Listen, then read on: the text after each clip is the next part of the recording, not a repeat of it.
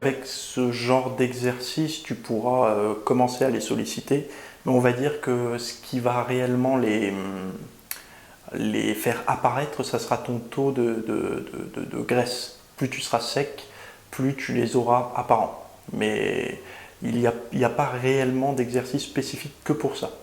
On va dire que c'est plus il travaille plus dans le cadre d'autres exercices, dont certains exercices d'oblique, mais à partir du moment où tu étires à ce niveau-là, au niveau de la cage thoracique, que ça soit en développé comme ça, ou quand tu te penches fortement d'un côté et que tu viens faire des flexions, il y aura une petite sollicitation qui fera qu'avec le temps, ils vont se développer. Ensuite, que penses-tu de la spiruline comme complément alimentaire dit miracle pour la musculation? Je pense que dans la question c'est pareil, tu résumes un petit peu mon point de vue sur le côté miracle. Je vais donner une réponse assez simple. Certainement que la spiruline est quelque chose de très positif, de très bon pour la santé, etc. Mais pour le pratiquant de musculation qui recherche un taux de protéines relativement élevé, vous allez vous rendre compte qu'il va vous falloir faire un crédit à la banque pour vous acheter votre spiruline parce que ça coûte extrêmement cher pour le dosage. Donc certes c'est très riche en protéines, mais vous achetez en général des petits flacons ou des sachets de maximum 250 grammes, donc ça va rapidement vous coûter assez cher. Donc j'ai pas réellement de point de vue au niveau santé, je sais que c'est positif on va dire, mais vu que la question est pour la musculation, honnêtement je ne vois pas réellement en quoi ça pourrait aider plus qu'une alimentation solide qui coûtera certainement beaucoup moins cher, enfin une alimentation solide classique on va dire, qui coûtera moins cher et qui donnera de très bons résultats aussi. Ensuite, est-ce que le jeûne plusieurs fois dans la semaine n'entre pas en conflit avec la prise de muscle? Et comment gérer la fatigue que cela apporte? Alors, le jeûne, donc c'est-à-dire que pour ceux qui ne connaissent pas, c'est rester un laps de temps sans ingurgiter de nourriture, sans manger. On a le droit de boire, on a le droit de consommer du café aussi, je crois, du thé, mais le but c'est de ne pas déclencher une libération d'insuline.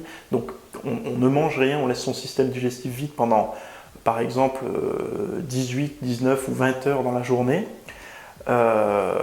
Et on mange sur une fenêtre de temps, par exemple, on va manger entre 14h et 20h ou 14h et 21h, je ne sais pas trop.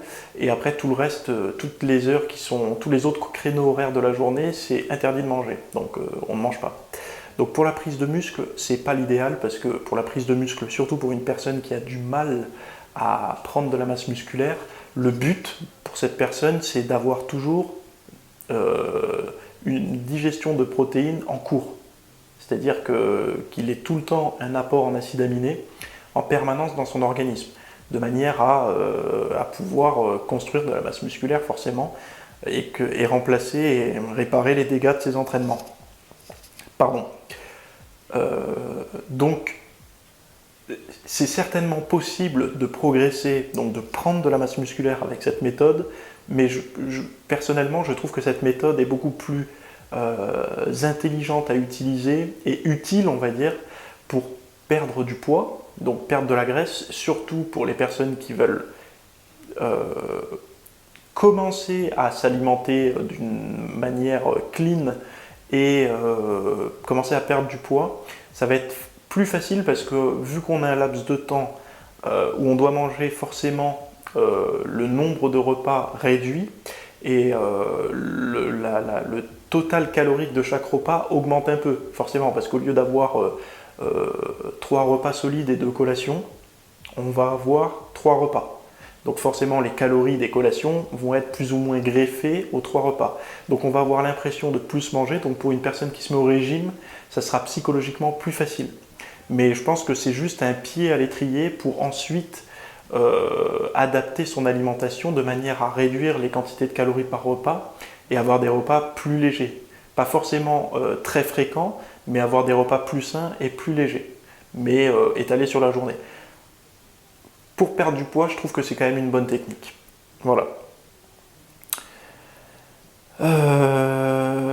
Comment savoir quelle quantité manger et comment répartir les nutriments pour rester sec toute l'année, mais quand même prendre du muscle? Diète zone, paléo, etc. Donc là, on va dire que c'est la question on va dire que c'est vraiment la question. Le jour où on trouve la réponse à cette question et qu'on trouve une réponse utilisable, la personne qui va trouver cette réponse, ça sera vraiment le gourou de l'entraînement, de la musculation et du développement physique, on va dire. Tout simplement parce que rester sec, donc vraiment sec, pas juste avoir les abdos, mais rester sec toute l'année et prendre du muscle, c'est quelque chose en fait, c'est pas logique, parce que on demande à notre corps de fabriquer, de quelque part d'anaboliser, donc on demande à notre corps de fabriquer des nouvelles cellules musculaires, de réparer les dégâts qu'il y a eu à l'entraînement, donc forcément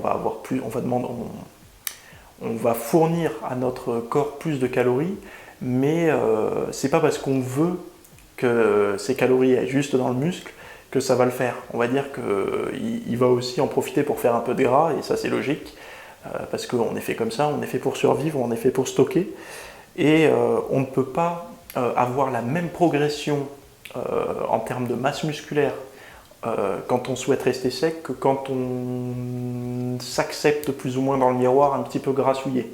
Donc on va dire qu'il n'y a pas réellement de règles, mais je peux vous garantir que si vous avez pour objectif de rester tout le temps très très très très sec, donc j'insiste bien sur le très très sec. Pour moi, très très sec, c'est pas avoir les abdos apparents et c'est tout. Très sec, c'est vraiment être sec, pas compétition, mais un peu avant, quoi, on va dire. Et progresser, non, parce que votre système hormonal n'a pas envie de construire du muscle dans cet état-là. Il n'est pas dans un mode de survie, mais on va dire qu'il est il n'est pas du tout dans un environnement pour construire du muscle. Donc tu me parles de la diète zone et de la diète paléo. Je t'orienterai plus vers la diète paléo qui, même quand tu consommes beaucoup de calories, ça reste des calories clean, on va dire. Mais pour quelqu'un qui aurait du mal à prendre de la masse musculaire, je vais te dire que la diète paléo, il faut avoir un sacré appétit. Si tu montes à beaucoup de calories, à un moment donné, tu vas être obligé de déraper un peu, de sortir des grandes lignes de la diète paléo et d'aller chercher quelques glucides un peu fortement caloriques pour déclencher une prise de poids et élever un peu ton insuline. Enfin, parce que ton corps ne fabriquera pas de muscles si tu l'aides pas un petit peu et si tu sollicites pas un peu les hormones qui sont, on va dire, très utiles à la fabrication de masse musculaire. Donc les quantités, quoi manger et comment répartir les nutriments pour rester sec toute l'année, malheureusement il n'y a pas de réponse toute faite. De mémoire, je ne sais pas si tu es membre, mais ce qui se rapproche le plus pour te répondre, j'ai fait une longue vidéo dessus, c'est prise de muscle ou prise de masse pour anciens gros ou anciens obèses sur mon site. C'est une vidéo membre qui dure entre 20 ou 40 minutes, je ne me rappelle plus. Enfin, c'est une vidéo assez longue où je parle que de ça. Et ça se rapproche assez de ce que tu recherches toi, parce que les personnes qui ont été très grasses ont beaucoup plus de difficultés à prendre du muscle à prendre plus de muscle de graisse en prise de muscle. Donc la solution que je donne dans la vidéo se rapproche fortement de ta question. Ensuite, actuellement, je suis ta méthode pour développer un point faible, la partie supérieure des pectoraux, 2 fois par semaine. Dois-je arrêter les barres lourdes, même pour les pecs, sans trop? Donc en fait, il me demande, si j'ai bien compris, s'il doit arrêter de s'entraîner lourd pour les autres portions de ses pectoraux, parce que lui, son point faible est en haut. Là, ça dépend. Si le haut de tes pectoraux est un point faible juste au niveau du recrutement, c'est-à-dire que grâce au développé couché, tu t'es fait des beaux pectoraux, mais que tu as beaucoup développé le bas et le milieu, on va dire, mais le haut a du mal à se développer, je te dirais non, n'arrête pas ton lourd, continue, puisque ça t'a réussi jusqu'à aujourd'hui. Mais par contre, si c'est tous tes pectoraux qui sont en point faible, mais c'est ce que je pense c'est que c'est pas le cas, mais si c'est tous tes pectoraux qui sont en point faible, oui, le lourd ne t'aidera pas. Plus tu mettras lourd, plus tu vas utiliser tes points forts qui sont souvent proches de tes points faibles. Donc là, vu que c'est les pectoraux, ça sera tes épaules et tes triceps certainement. Donc plus tu vas mettre lourd, plus tu vas rediriger la tension et la concentration sur tes points forts et pas sur le point faible que tu essayes de recruter. Un point faible, n'oubliez pas qu'un point faible est un muscle qui est mal irrigué au niveau sanguin, on va dire, qui possède aussi moins de récepteurs hormonaux pour l'hypertrophie, etc. Et qui aussi, est mal réseauté au niveau nerveux. C'est-à-dire qu'il y a une mauvaise connexion nerveuse entre votre cerveau et votre point faible. Donc il y a une mauvaise contraction, etc. Donc c'est pour ça que le lourd n'apportera rien, c'est vraiment du léger concentré à la sensation qui va, à la longue, vous apprendre à utiliser votre point faible et à recruter votre point faible, et par la suite, quand cet apprentissage sera fait, repasser sur des choses plus basiques et plus lourdes donnera des résultats. Ça se fait en 2 étapes. Article sur mon site, comment développer un point faible en 2 étapes, ou développer un point faible en 2 étapes. Article gratuit sur mon site, je vous conseille de le regarder pour ceux qui ont ce problème. Que prends-tu ou que conseilles-tu de prendre avant et après l'entraînement, et est-ce que le pré-workout a une grande influence sur l'entraînement? Merci d'avance.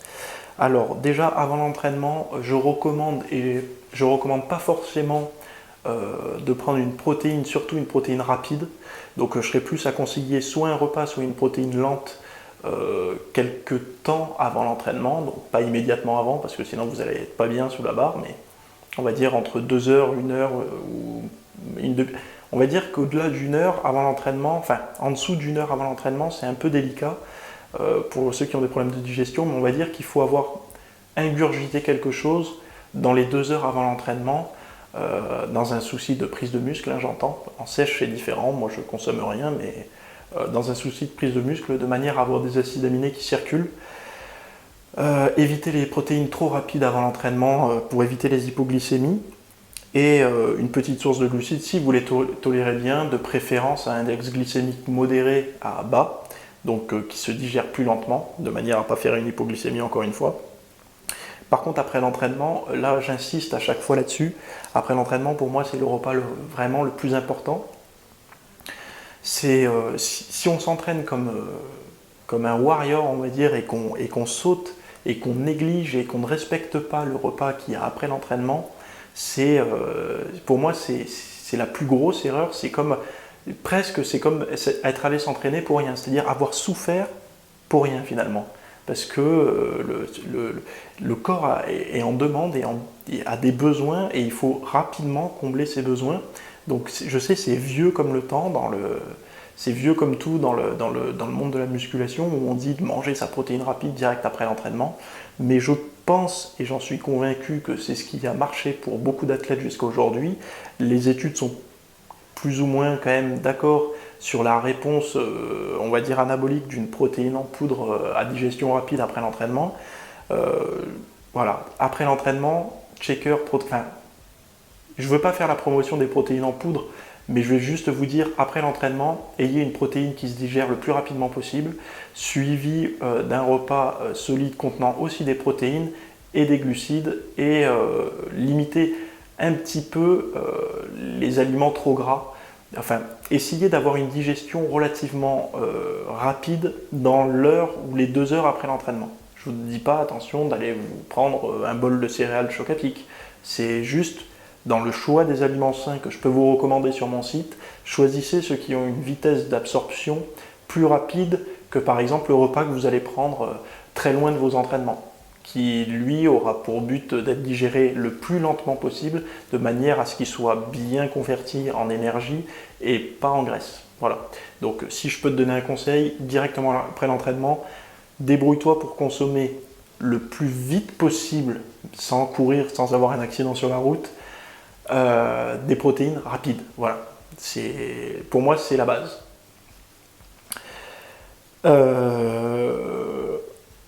Alors, Ta, ta, ta.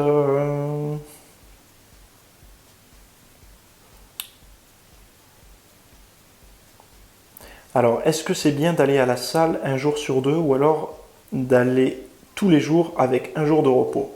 Donc j'imagine que la question se pose par rapport au poste que je mets où je dis que je m'entraîne tous les jours. On va dire que ça va dépendre de votre niveau. Une personne qui commence la muscu ne pourra pas s'entraîner tous les jours non-stop sans prendre de repos parce que son corps n'est pas habitué. Il va prendre une claque la première fois, il va y avoir de grosses courbatures, il va avoir besoin de s'adapter, etc. Donc on va dire qu'au début, le débutant, il y a deux cas. Il y a soit le débutant, soit la personne qui s'entraîne extrêmement lourd, qui a une énorme sollicitation du système nerveux parce qu'il fait plein de maxi, parce qu'il cherche la performance, etc., qu'il a besoin d'être à 100% à chaque séance. Cette personne et le débutant lambda, enfin c'est pas devra, mais devrait s'entraîner un jour sur deux, de manière à bien s'entraîner, bien se reposer, bien s'entraîner, bien se reposer. Attention, je ne dis pas de faire le même entraînement un jour sur deux. Je précise au cas où, c'est de faire son programme d'entraînement réparti sur 7 entraînements ou 6 entraînements, j'en sais rien, mais en plaçant des jours de repos, un jour de repos entre chaque. Donc là, la configuration, comme ça, on s'entraîne un jour sur deux. Ok. Après, s'entraîner tous les jours et un seul jour de repos dans la semaine, on va dire que là déjà l'entraînement c'est qu'il diffère, c'est-à-dire qu'on ne cherche plus à faire des entraînements avec des maxi, avec que des charges très très lourdes, avec un volume d'entraînement énorme, etc. On va être plus sur un entraînement de type 45 minutes à 1 heure maximum, où on va se contenter de faire un exercice en lourd, mais pas plus. On ne va pas faire tous les exercices en lourd. Et encore, quand je dis un exercice en lourd, c'est on ne descendra pas en dessous de 6 reps, ou même en dessous de 8 répétitions. On ne va pas chercher à se cramer nerveusement parce qu'on sait qu'on n'a qu'une seule journée de repos pour récupérer. Donc, tout est faisable. Comme j'expliquais en tout début, le but, c'est l'intensité. C'est-à-dire qu'il faut être cohérent avec l'intensité qu'on donne à l'entraînement. C'est-à-dire que plus votre intensité est forte, plus votre système nerveux va être sollicité, plus vous allez faire de répétitions, de séries, etc., plus vous allez créer une dette forcément, donc plus vous allez avoir besoin d'une plus longue récupération. Mais encore une fois, attention à ne pas surestimer vos entraînements. Il y a beaucoup de personnes qui pensent s'être entraînées intensément, mais le jour où ils tombent avec une personne qui s'entraîne vraiment intense et qui les coach ou qui partage une séance avec eux et qui se rendent compte qu'ils n'étaient pas intenses et que là vraiment ils ont souffert, ils commencent à changer d'état d'esprit. Donc ne surestimez pas votre séance et votre taux d'intensité. On va dire que quand on est vraiment à 100%, il y a une grosse libération d'endorphine derrière, on se sent très bien. Après la séance, en général, on a du mal, on ne contrôle même plus ses grimaces et tout. Enfin, c'est un entraînement quand il est intense, on ne peut pas réellement blaguer avec ses potes, on ne peut pas. Enfin, je ne sais pas comment vous expliquer ça parce que c'est extrêmement difficile de mettre des mots sur des sensations et sur une séance réussie. Mais sachez une chose, c'est que le repos est mérité. On a besoin de mériter ces périodes de repos, ces jours de repos. Il ne faut pas se reposer pour se reposer parce qu'on a lu que le muscle, si tu ne prenais pas un jour de repos, tu n'allais pas prendre de muscle. Ça dépend, ça va dépendre. Le repos est nécessaire quand il y a eu une forte dette qui a été créée à l'entraînement. Mais si c'est un petit entraînement rapide avec des poids légers, on peut s'entraîner 2 fois par jour, tous les jours, sans problème. Hein. Il n'y a pas de problème pour ça. C'est vraiment une question d'intensité. Donc, pour te répondre clairement, parce que là je me suis un petit peu étendu, base-toi sur ta force. Donc à chaque entraînement, est-ce que tu as progressé en force? Est-ce que tu maintiens ton taux de force que tu avais avant ou est-ce que tu en as moins? Donc si tu en as moins, prends plus de repos. Si tu as le même, et que tu ne cherches pas à progresser en force, continue comme ça. Si tu veux progresser en force et en performance, ajoute du repos. Tout simplement. Voilà pour la première partie du podcast. Je vous dis à plus pour la suite. Ciao.